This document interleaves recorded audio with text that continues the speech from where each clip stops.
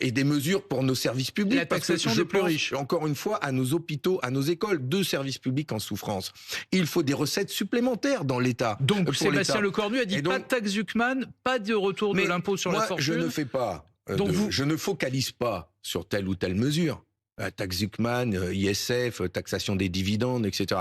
Ce qui est sûr, c'est que ça fait, depuis que M. Macron est là, les plus riches ont eu plein de cadeaux, très bien, ont vu leurs impôts baisser, mais pas les Français, pas les salariés. Et donc, vous seriez prêt à une autre mesure à condition que les plus riches participent. Nous demandons à ce que les plus fortunés, le capital, les multinationales, les grands actionnaires, que ceux-là, enfin, payent un impôt en pourcentage au même niveau que nous.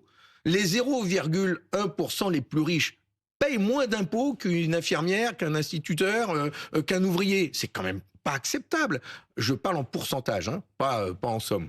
Et donc, il faut qu'enfin ils contribuent au budget de la nation, que l'on aille chercher 15 à 20 milliards d'euros auprès de ceux-là, eux qui ont vu leur patrimoine multiplié par 3 depuis que Emmanuel Macron est au pouvoir. Donc j'ai bien compris, peu importe la mesure, ce qui vous intéresse, c'est le rendement de la mesure qui sera proposée. Je vais donner un chiffre à nos concitoyens. Ceux qui payaient l'ISF avant, c'était 250 000 foyers.